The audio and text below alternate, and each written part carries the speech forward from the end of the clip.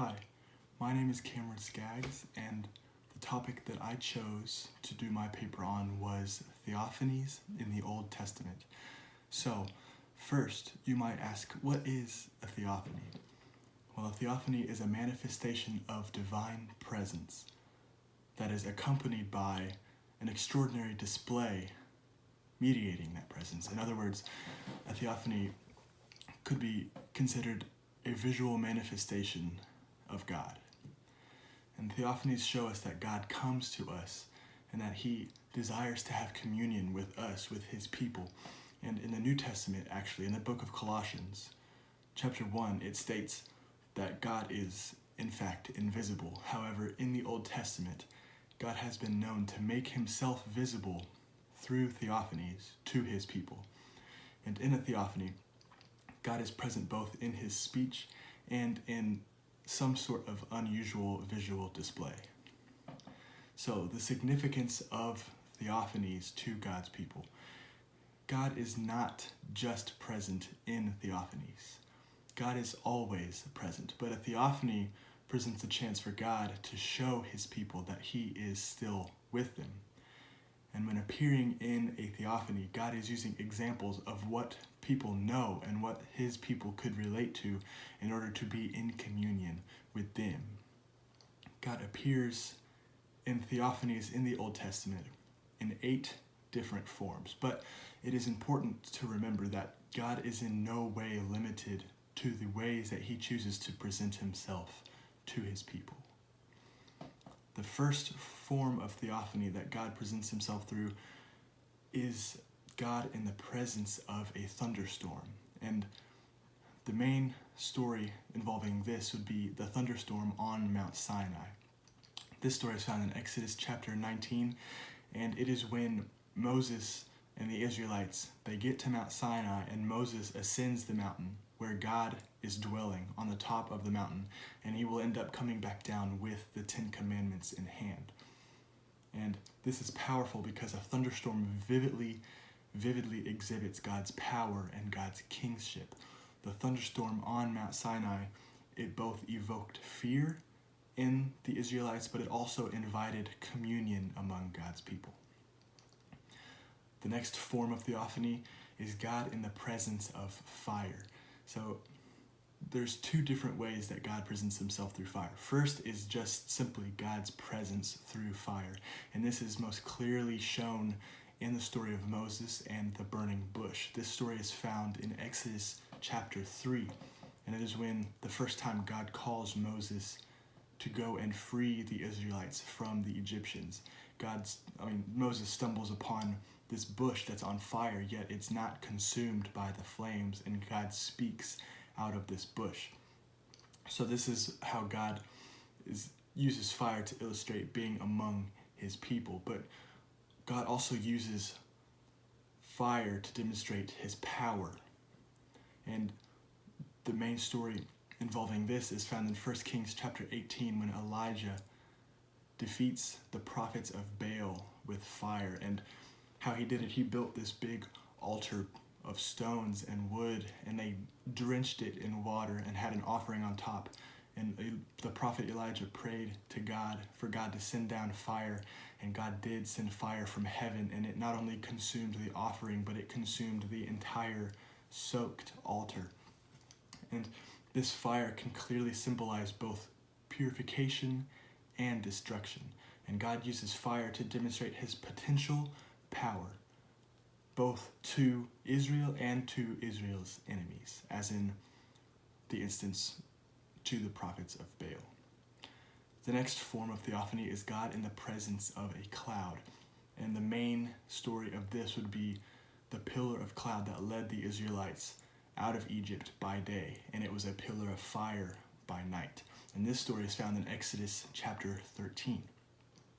So normally when you think of a cloud, you think a cloud is up in the sky or up in the heavens, if you will. But the significance of God in the presence of a cloud is that God is coming near to his people, to us, from his dwelling place in heaven. Cloud theophanies are usually also accompanied by glory, whenever you read in the Old Testament of God in the presence of a cloud, it is usually accompanied by some sort of piece of scripture that says the glory of God shone through the cloud. The next form of theophany is God in the presence of his heavenly court, and this would be a divine figure in some sort of kingdom appearance and has a heavenly host of angels amidst this throne. And the main example of this would be in 1 Kings 22. So God's majestic position of kingship in the universe is put on display through the theophany of God's heavenly court, and the attending angels that surround God underline his incredible power.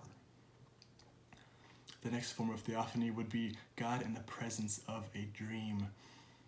God sometimes appeared to people in dreams in a way to make his appearance less public, more private. And the most common story of this would be Jacob's ladder in Genesis chapter 28, when God appears to Jacob in a dream. And in this dream, Jacob sees this ladder that starts at heaven, goes all the way up to heaven, and there's angels climbing up and down this ladder, and God is at the top. And God speaks to Jacob through this dream, but there's an actual figure of God. And it's important to realize in this story, it is unclear what form the Lord appeared as when he was present in this dream. But the point is that he was present, and he brought this message in this dream. The next form of theophany is God in the presence of a whirlwind. And the main example of this is found in Job chapter 38, when Job has been talking to God and talking to his friends about everything that's happened, and God finally responds to Job in this instance. And the Bible states that he comes in a whirlwind. And this whirlwind does not necessarily mean a tornado like you might think, but it refers more to a strong, stormy wind. And the Hebrew language used in Job 38 is different than the tornado that took Job's family in Job 1:19. And this whirlwind demonstrates an overpowering fear of the Lord, emphasizing God's awesomeness put on display. The next form of theophany would be God in the absence of distraction. So this one's a little bit different. This is not something material God is coming through, but in the absence of material. God's presence in the absence of something else. And the main example of this would be in 1 Kings chapter 19, when Elijah was hiding in the cave and God came as all these huge distracting things like an earthquake, but God was not in those huge distractions. And it says that God came in the still small voice, or in the silence. It depends on what translation you read, but Craig Rochelle describes this as God whispers because God is close, but sometimes it takes the absence of distraction for us to hear God speaking. The next form of theophany would be, this is a big one, this is God in the form of a man. And the most prominent example that I could find in the Old Testament is the story in Daniel with Shadrach, Meshach, and Abednego. This is Daniel chapter 3, when Shadrach, Meshach, and Abednego are thrown into the fiery furnace for refusing to obey King Nebuchadnezzar. And they're bound and they're thrown in.